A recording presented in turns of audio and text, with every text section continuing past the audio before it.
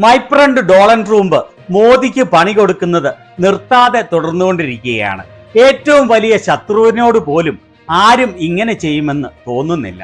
ഇപ്പോൾ ഏറ്റവും പുതുതായി White House press secretary Karoline Leavitt മോദിക്കെതിരെയും ഇന്ത്യക്കെതിരെയും ശക്തമായി ആരോപണം ഉന്നയിച്ചുകൊണ്ട് രംഗത്ത് വന്നിരിക്കുകയാണ്.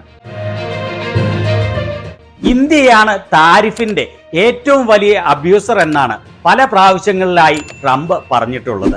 മോദി അമേരിക്കയിൽ ചെന്നപ്പോൾ മോദിയുടെ മുഖത്ത് നോക്കിയാണ് ട്രംപ് പറഞ്ഞത് ഇന്ത്യ ലോകത്തിൽ ഏറ്റവും കൂടുതൽ താരിഫ് ഏർപ്പെടുത്തുന്ന രാജ്യമാണെന്ന്. ഇനി ആ കളി നടപ്പില്ല എന്നും, അതുപോലെ തന്നെ മോദിയെ മുന്നിൽ നിർത്തി ഇന്ത്യക്കെതിരെ റെസിപ്രക്കൽ താരിഫ് നടപ്പിലാക്കും എന്നും ട്രംപ് പറഞ്ഞിരുന്നു. ഇതെല്ലാം കേട്ട് വെറുതെ ഇളിച്ചുകൊണ്ട് നിൽക്കാൻ മാത്രമാണ് മോദിക്ക് സാധിച്ചത്. ഒരു വാക്കുപോലും മറുത്തു പറയാൻ കഴിഞ്ഞില്ല എന്ന് പറയുന്ന അതിദയനീയ നിസ്സഹായ അവസ്ഥ. ഇപ്പോൾ ഏറ്റവും ലേറ്റസ്റ്റ് ആയി white House press secretary Karoline Leavitt American മാധ്യമങ്ങളുടെ മുന്നിൽ പരസ്യമായി ഇന്ത്യയെ അപമാനിക്കുന്ന ഈ വാക്കുകൾ കേട്ടുകൊള്ളൂ.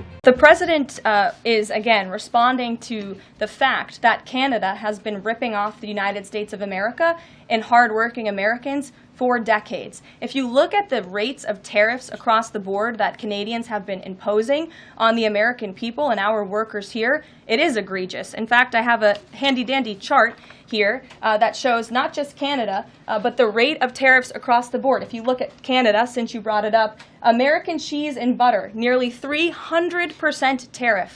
You look at India, 150% tariff on American alcohol. You think that's helping Kentucky bourbon be exported into India? I don't think so. 100% tariff on agricultural products from India. President Trump believes in reciprocity, and it is about dang time that we have a president who actually looks out for the interests of American businesses and workers. Canada അമേരിക്കയെയും കഠിനാധ്വാനം ചെയ്യുന്ന അമേരിക്കക്കാരെയും പതിറ്റാണ്ടുകളായി വഞ്ചിച്ചുകൊണ്ടിരിക്കുകയാണ് എന്നുള്ള കാര്യത്തിൽ president പ്രതികരിച്ചുകൊണ്ടിരിക്കുകയാണ്.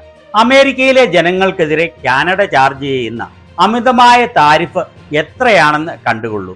അത് അതിഭീമമാണ്. Canada മാത്രമല്ല, പല രാജ്യങ്ങളും അമേരിക്കയ്ക്കെതിരെ ചാർജ് ചെയ്യുന്ന അതിഭീമമായ താരിഫിന്റെ ചാർട്ട് എൻ്റെ കയ്യിൽ ഉണ്ട്.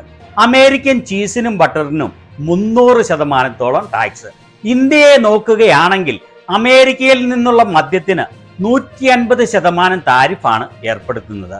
അത് കെൻഡക്കി ബോർബൺ പോലെയുള്ള മദ്യങ്ങൾ ഇന്ത്യയിലേക്ക് കയറ്റുമതി ചെയ്യുന്നതിന് ഗുണകരമാകുമെന്ന് നിങ്ങൾ വിചാരിക്കുന്നുണ്ടോ? എനിക്ക് തോന്നുന്നില്ല.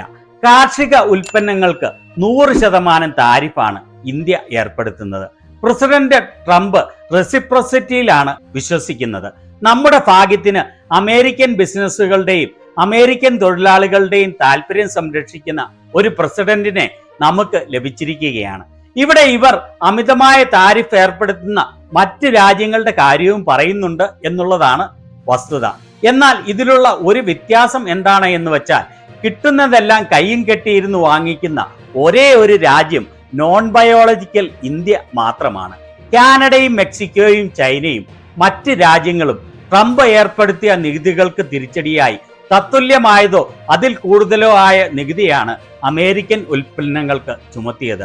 അല്ലാതെ അവരൊന്നും മോദിയെ പോലെ എത്ര തല്ല് തന്നാലും ഞാൻ കയ്യും കെട്ടി വാങ്ങിച്ചോളാം എന്നും പറഞ്ഞ് മിണ്ടാതെ ഇരുന്നില്ല. ഇന്ത്യ ഇക്കാര്യത്തിൽ ഇതുവരെ പ്രതികരിക്കാത്തതിനാൽ ദിനം പ്രതി എന്നോണമാണ് ഇന്ത്യയിൽ നിന്നുള്ള ഉൽപ്പന്നങ്ങൾക്ക് കനത്ത നികുതി ട്രംപ് ഭരണകൂടം ഏർപ്പെടുത്തിക്കൊണ്ടിരിക്കുന്നത്. എന്നാൽ കാനഡയും മെക്സിക്കോയും പോലെയുള്ള രാജ്യങ്ങൾ ട്രംപിന് തക്കതായ മറുപടി കൊടുക്കുന്നതിനാൽ അവരുമായി ചർച്ച നടത്തുന്നതിനും താരിഫുകളിൽ കുറവ് വരുത്തുന്നതിനും താരിഫ് ഏർപ്പെടുത്തുന്നതിന് ഡിലേ വരുത്തും എന്നും പറഞ്ഞ് ഡെഡ് ലൈൻ ദിനം പ്രതി മുൻപോട്ട് മാറ്റിവെക്കുന്നതിനും ട്രംപ് നിർബന്ധിതനാവുന്നുണ്ട്. എന്നാൽ 56 ഇഞ്ചുള്ള മോദിയും അദ്ദേഹത്തിന്റെ ലേസർ കണ്ണുള്ള വിദേശകാര്യമന്ത്രി ജയശങ്കറും ട്രംപിന് മുന്നിൽ മുട്ടുവിറച്ച് കിട്ടുന്നതെല്ലാം മേടിച്ച് ഒന്നും മിണ്ടാതെ ഇരിക്കുകയാണ്. അവർക്ക് രാജ്യത്തിന്റെ താല്പര്യങ്ങളോ ഇപ്പോൾ തന്നെ വളരെ അപകടാവസ്ഥയിൽ ആയിരിക്കുന്ന രാജ്യത്തിന്റെ സാമ്പത്തിക ഭദ്രതയിലോ യാതൊരു താല്പര്യവുമില്ല. ഇന്ത്യയിൽ നിന്നുള്ള ഉൽപ്പന്നങ്ങൾക്ക് കനത്ത നികുതി ഏർപ്പെടുത്തുമ്പോൾ ഇന്ത്യയിൽ നിന്ന് കയറ്റുമതി ചെയ്യുന്ന ബിസിനസ്സുകൾ വലിയ പ്രതിസന്ധിയിൽ ആവും.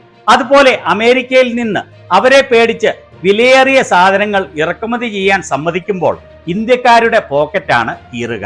ഇന്ത്യക്കാരുടെ ഗതികേട് എന്നല്ലാതെ എന്തു പറയാനാണ്. ദയവായി ചാനൽ സബ്സ്ക്രൈബ് ചെയ്യാത്തവർ സബ്സ്ക്രൈബ് ചെയ്യാൻ മറക്കല്ലേ.